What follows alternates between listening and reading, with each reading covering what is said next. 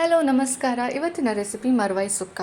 ನೀವೇನಾದರೂ sea food lover ಆಗಿದ್ದರೆ ಈ ರೆಸಿಪಿನ ಖಂಡಿತ ಇಷ್ಟಪಡ್ತೀರಾ. ಮಾಡೋದು ತುಂಬಾ ಸಿಂಪಲ್.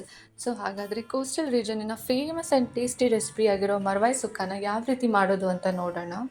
ಸೊ ಮೊದಲಿಗೆ ಒಂದು ಸ್ವಲ್ಪ ಡ್ರೈ ರೋಸ್ಟ್ ಮಾಡ್ಕೊಳ್ಳೋಣ. ಸ್ವಲ್ಪ ಇಂಗ್ರೀಡಿಯೆಂಟ್ಸ್ನ ಮೊದಲಿಗೆ ಒಂದು 2 ಟೇಬಲ್ ಸ್ಪೂನ್ ಆಗೋವಷ್ಟು ಕೊತ್ತಂಬರಿ ಬೀಜ, ಆಮೇಲೆ ಒಂದು 2 ಟೀ ಸ್ಪೂನ್ ಆಗುವಷ್ಟು ಜೀರಿಗೆ, ಜೊತೆಗೆ 1 ಟೀ ಸ್ಪೂನ್ ಆಗುವಷ್ಟು ಸಾಸಿವೆ, ಒಂದು 1/4 ಟೀ ಸ್ಪೂನ್ ಆಗುವಷ್ಟು ಮೆಂತೆ, ಆಮೇಲೆ ಒಂದು 2 ಟೀ ಸ್ಪೂನ್ ಆಗುವಷ್ಟು ಕಾಳುಮೆಣಸು.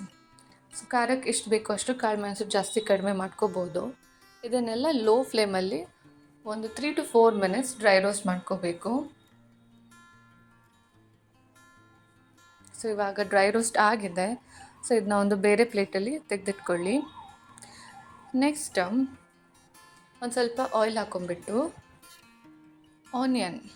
ಆನಿಯನ್, ಬೆಳ್ಳುಳ್ಳಿ, ಆಮೇಲೆ ಒಂದು ಸ್ವಲ್ಪ ಕರಿಬೇವು ಇದನ್ನೆಲ್ಲ ಹಾಕಿ ಒಂದು ಸ್ವಲ್ಪ ಹೊತ್ತು ಫ್ರೈ ಮಾಡ್ಕೋಬೇಕು.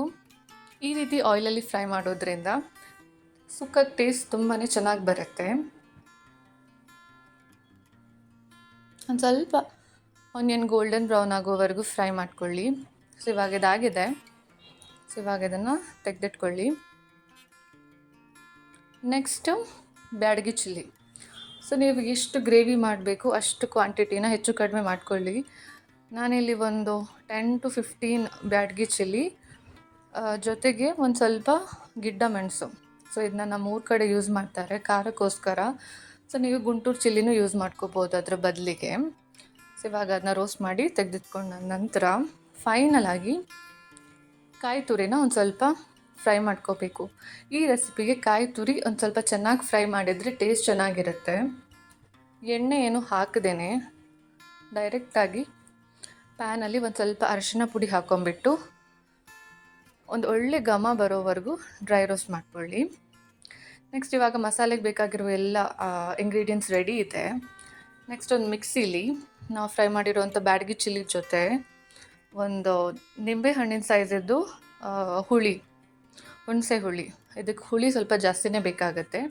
ಜೊತೆಗೆ ನಾವು ರೋಸ್ಟ್ ಮಾಡಿರೋವಂಥ ಎಲ್ಲ ಇಂಗ್ರೀಡಿಯೆಂಟ್ಸ್ನ ಹಾಕಿ ಒಂದು ಸ್ವಲ್ಪ ಅರಿಶಿನ ಹಾಕಿ ಗ್ರೈಂಡ್ ಮಾಡ್ಕೋಬೇಕು. ಸೊ ನೆಕ್ಸ್ಟ್ ಇವಾಗ ಕ್ಲ್ಯಾಮನ್ನು ಅಥವಾ ಮರುವಾಯಿನ ಬೇಯಿಸ್ಕೋಬೇಕು. ಅದಕ್ಕೆ ಒಂದು ಒಗ್ಗರಣೆ ರೆಡಿ ಮಾಡ್ಕೊಂಡಿದ್ದೀನಿ. ಸ್ವಲ್ಪ ಆಯಿಲ್ ಹಾಕ್ಕೊಂಬಿಟ್ಟು ನಾನಿಲ್ಲಿ ಕೋಕೋನಟ್ ಆಯಿಲ್ ಯೂಸ್ ಮಾಡಿದ್ದೀನಿ. ಆಯಿಲ್ ಹಾಕಿ ಒಂದು ಸ್ವಲ್ಪ ಆನಿಯನ್ ಹಾಕಿ ಕರಿ ಲೀವ್ಸ್ ಹಾಕಿ ಒಂದು ಸ್ವಲ್ಪ ಫ್ರೈ ಮಾಡಿ ನೆಕ್ಸ್ಟ್ ಡೈರೆಕ್ಟಾಗಿ ನಾವು ವಾಶ್ ಮಾಡಿರುವಂಥ ಮರ್ವಾಯಿ ಅಥವಾ ಕ್ಲ್ಯಾಮನ್ನು ಹಾಕಿ ಒಂದು ಸ್ವಲ್ಪ ಫ್ರೈ ಮಾಡಿ ಒಂದು ಲಿಡ್ ಇಟ್ಬಿಟ್ಟು ಬೇಯಕ್ಕೆ ಇಟ್ಕೋಬೇಕು. ಸೊ ಜೊತೆಗೆ ನಾನೊಂದು ಸ್ವಲ್ಪ ಅರಿಶಿನ ಹಾಗೂ ರುಚಿಗೆ ತಕ್ಕಷ್ಟು ಉಪ್ಪು ಹಾಕ್ಕೊಂಡಿದ್ದೀನಿ.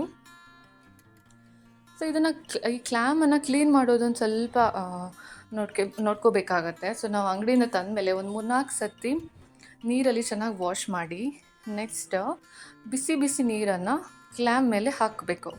ಅದನ್ನ ಡೈರೆಕ್ಟ್ ಕುಕ್ ಮಾಡೋದಲ್ಲ, ಸೈಡಲ್ಲಿ ಎತ್ತಿಟ್ಬಿಟ್ಟು ಬಿಸಿ ನೀರನ್ನು ಡೈರೆಕ್ಟ್ ಹಾಕಿದರೆ ಅದು ಕ್ಲ್ಯಾಮ್ ಓಪನ್ ಆಗುತ್ತೆ.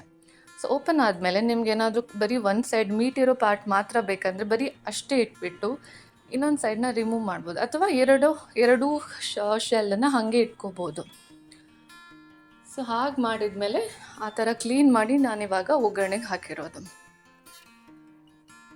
ಸೊ ಇವಾಗ ಜಾಸ್ತಿ ಏನು ಕುಕ್ ಆಗಬೇಕಂತ ಇಲ್ಲ, ಯಾಕಂದರೆ ಆಲ್ರೆಡಿ ನಾವು ಬಿಸಿ ನೀರು ಹಾಕಿರೋದ್ರಿಂದ ಅದು ಒಂದು ಸ್ವಲ್ಪ ಕುಕ್ ಆಗಿದೆ. ಒಂದು 5 ಮಿನಿಟ್ಸ್ ಒಗ್ಗರಣೆಯಲ್ಲಿ ಕುಕ್ ಆದಮೇಲೆ ನಾವು ಗ್ರೈಂಡ್ ಮಾಡಿರುವಂಥ ಮಸಾಲಾನ ಸೇರಿಸ್ತಾ ಇದ್ದೀನಿ.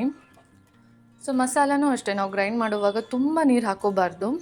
ಇದು ಸುಕ್ಕ ಆದ್ದರಿಂದ ಕನ್ಸಿಸ್ಟೆನ್ಸಿ ನೋಡ್ಕೊಂಬಿಟ್ಟು ನೀರು ಹಾಕ್ಕೋಬೇಕು. ಸೊ ಇವಾಗ ಉಪ್ಪು ಹಾಕ್ಕೊಂಬಿಟ್ಟು ಮಸಾಲೆ ಎಲ್ಲ ಒಂದು ಸ್ವಲ್ಪ ಹಸಿ ವಾಸನೆ ಹೋಗೋವರೆಗೂ ಕುಕ್ ಆಗಬೇಕು. ಇವಾಗ ಇದು ಕುಕ್ ಆಗಿದೆ. ನೆಕ್ಸ್ಟ್ ನಾವು ಫ್ರೈ ಮಾಡಿರೋವಂಥ ಕಾಯಿ ತುರಿನ ಸೇರಿಸ್ತಾ ಇದ್ದೀವಿ. ಕಾಯಿ ತುರಿ ಬೇಕಾದರೆ ನೀವು ಮಿಕ್ಸಿಲಿ 1-2 ರೌಂಡ್ ಸುಮ್ಮನೆ ಕೋರ್ಸಾಗಿ ಗ್ರೈಂಡ್ ಮಾಡ್ಕೋಬೋದು, ಇಲ್ಲ ಅಂದರೆ ಡೈರೆಕ್ಟಾಗಿ ಹಾಕ್ಕೋಬೋದು. ಸೊ ನಾನಿಲ್ಲಿ ಡೈರೆಕ್ಟಾಗಿ ಹಾಕಿದ್ದೀನಿ. ಸುಕ್ಕದ ಟೆಕ್ಸ್ಚರ್ ಚೆನ್ನಾಗಿರುತ್ತೆ ನೀವು ಡೈರೆಕ್ಟಾಗಿ ಹಾಕಿದರೆ. ಸೊ ಇವಾಗ ಕುಕ್ ಮಾಡುವಾಗ ಒಂದು ಸ್ವಲ್ಪ ನೀರು ಹಾಕ್ಕೋಬೋದು. ಕಾಯಿ ತುರಿ ಹಾಕಿದ ಮೇಲೆ ಅದು ಎಕ್ಸ್ಟ್ರಾ ನೀರನ್ನೆಲ್ಲ ಅಬ್ಸಾರ್ಬ್ ಮಾಡಿ ಒಳ್ಳೆಯ ಡ್ರೈ ಆಗಿ ಗ್ರೇವಿ ಬರುತ್ತೆ. ಸೊ ನಿಮಗೆ ಸ್ವಲ್ಪ ಸೆಮಿ ಗ್ರೇವಿ ಬೇಕಂದ್ರೆ ಸ್ವಲ್ಪ ನೀರು ಸೇರಿಸ್ಕೋಬೋದು, ಇಲ್ಲಾಂದರೆ ಈ ಥರ ಡ್ರೈ ಆಗಿ ಮಾಡ್ಕೋಬೋದು.